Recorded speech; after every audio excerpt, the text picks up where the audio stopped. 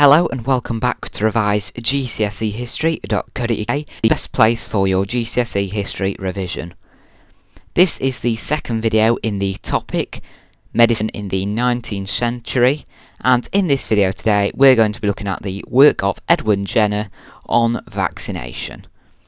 Let's make a start. So, before we start to look at methods of prevention, let's actually look at what smallpox is. Smallpox is what we're going to be talking about in today's video. So in the 8th century, smallpox was one of the biggest killer diseases.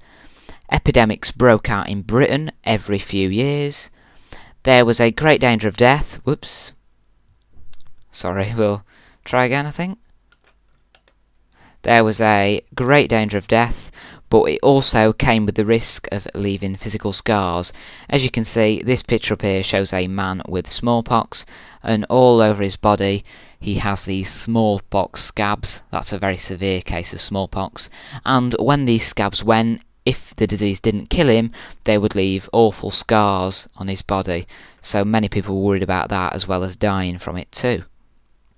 Okay. Poor people could not afford to have their houses disinfected, as this would, when they had smallpox, houses should be disinfected, but the poor people could not afford to pay for the damage that disinfection caused. Some poor people often hid smallpox cases, as they feared they might lose their jobs if they were known to have smallpox, as a business would not want smallpox spreading within the workplace. Okay, so there are two methods of preventing smallpox. These are inoculation and vaccination. These are the two names of the methods. They sound quite similar, and they are very similar methods of prevention, but there is a slight difference between the two. So let's have a look at them both. So inoculation, Inoculation is when a healthy person, a person without smallpox, is made immune to smallpox. All immune means is that they will no longer catch the disease in the future, using the pus from the sores of a sufferer with a mild form of the disease. Mild form just means a weaker form of the disease. So, we get a person who's only got a mild form of smallpox, get the pus from their sores, and make a small cut on the healthy person's skin and spread the pus from the sores of the other person with smallpox into that cut. The healthy person will then develop a weak case of smallpox, and this weak case will stop them from getting a really harsh version of the disease. So that's inoculation. The second method is vaccination. Again, sounds quite similar. A healthy person is made immune to smallpox using the pus from the sores of a sufferer with cowpox. So this time it's a different disease. Inoculation uses the smallpox disease, uses a weak form of it. Vaccination uses the different disease, cowpox. And cowpox is a much milder, much weaker disease than smallpox. And people would rather have cowpox than they would rather have smallpox, because it was less harsh. And once they had cowpox, they wouldn't get smallpox. So, let's look at these two methods in more detail. Firstly, inoculation. Okay, so, the first method of prevention, inoculation.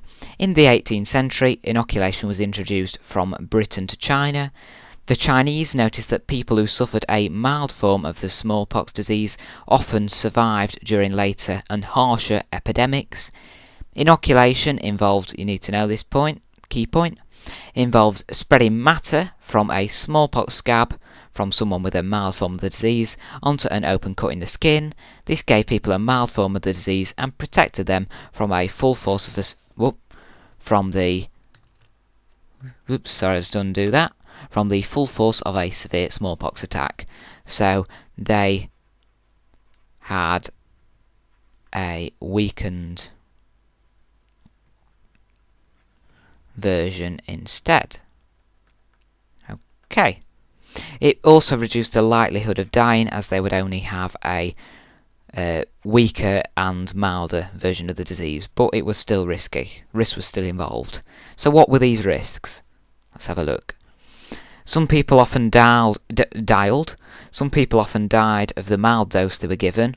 Others became carriers of the disease, meaning that they'd spread it onto other people, so that made it worse for everyone in general. Some refused the treatment.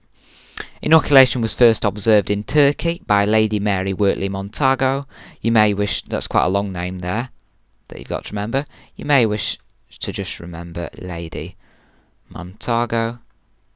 And she was friends with several doctors, and they saw the potential of preventing smallpox and making money from inoculation. So it was carried out by doctors, inoculation, and it became a big business. It was very expensive for people, and poor people could often not afford to be inoculated, so stood the risk of catching the smallpox disease. So that is the first method of prevention, which is inoculation. Now it's time to look at the second method of prevention, vaccination, and that was developed by an individual called Edward Jenner. So Edward Jenner was a country doctor working in Gloucestershire. Whilst working as an inoculator, he sometimes noticed that milkmaids and farmers didn't want inoculating against smallpox. And he found out that milkmaids didn't catch smallpox, but they did catch cowpox, which was a much milder disease. Jenner investigated this to find out if it was true, and discovered that people who already had cowpox didn't catch smallpox. So cowpox made them immune, basically. If you had cowpox, which was much weaker than smallpox, you wouldn't get smallpox. And this was discovered because milkmaids had the cowpox but didn't get the smallpox. Jenner wondered whether he could use cowpox as a method of preventing smallpox, a very deadly disease. Okay, so what did he do next? Jenner developed a method of vaccination. This involves spreading matter from a cowpox scab onto an open cut in the skin. This would give the person being vaccinated the cowpox disease, but they didn't mind because it had made them immune to smallpox and they were protected from the much more deadly killer. In 1876, I'd learned that date if I was you, Jenner was ready to prove his theory. He took a young boy called James Phipps and injected him with the pus from the sores of a milkmaid with cowpox. Jenner then injected James with the smallpox disease. So, he's given him the cowpox that Jenner hopes will make him immune to smallpox, but obviously that's not proving anything. To prove that his theory has worked, Jenner injects him with the smallpox disease, and James is immune to the disease and doesn't catch it. So, luckily, he doesn't catch the smallpox. Vaccination, its acceptance and its opposition. Soon after, doctors were using this technique in America. In 1805, Napoleon had all his soldiers vaccinated. He saw the potential of vaccination. In 1852, vaccination became compulsory in Britain. Although those few points demonstrate the acceptance of vaccination, there was lots of opposition to Jenner and vaccination. Just now we're going to have a look at some reasons why. Doctors were afraid of losing money from inoculations, so doctors made lots of money from inoculation. Like we've just said, it became big business. They knew if vaccination took off, inoculation would no longer be carried out. Jenner could not explain scientifically why vaccination worked, so he was unable to answer questions that many had. So, Jenner could not explain in terms of science why it worked, he just knew that it did work. So this left many sceptical as he couldn't answer their questions. Some people were naturally conservative, many people didn't want change, were happy sticking to inoculation, and didn't want to try out new things. They were set in their ways, as you may say.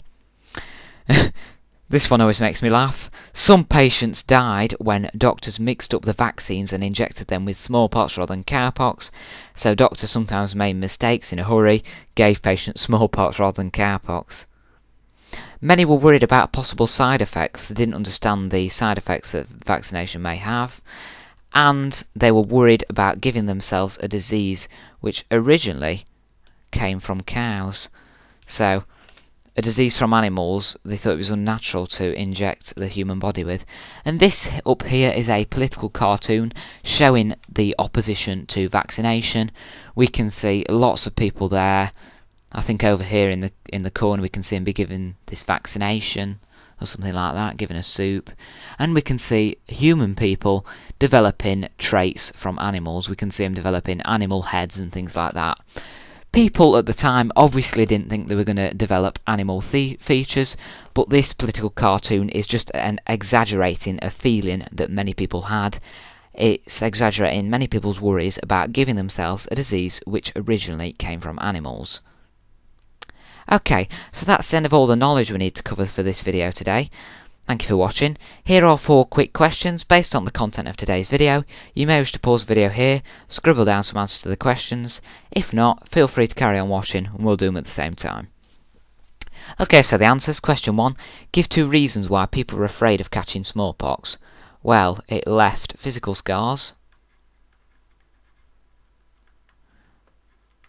from the scabs it caused, and sometimes caused death. Describe how inoculation works. That is giving someone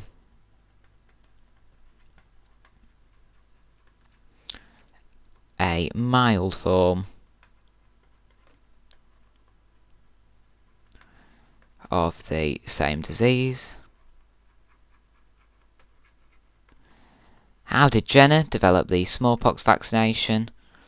Well, he knew milkmaids,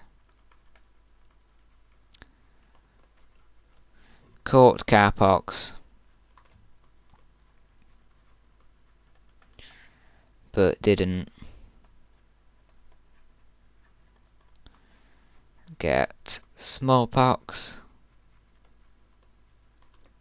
Give a reason that explains why there was so much opposition to vaccination. And Edward Jenner, I'd probably go for the probably most important reason. Jenner couldn't scientifically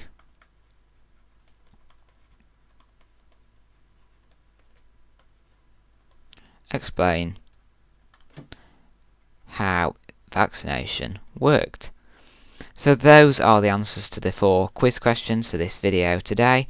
Thanks for watching this video today on Edward Jenner and the smallpox vaccination. I do hope that you found it useful. If you have, please head over to the website revisegcsehistory.co.uk, where you can watch more videos similar to this and look at the possibility of becoming a member for just a one-off payment of £5. You can't get better value than that. Thanks for watching. See you guys again soon.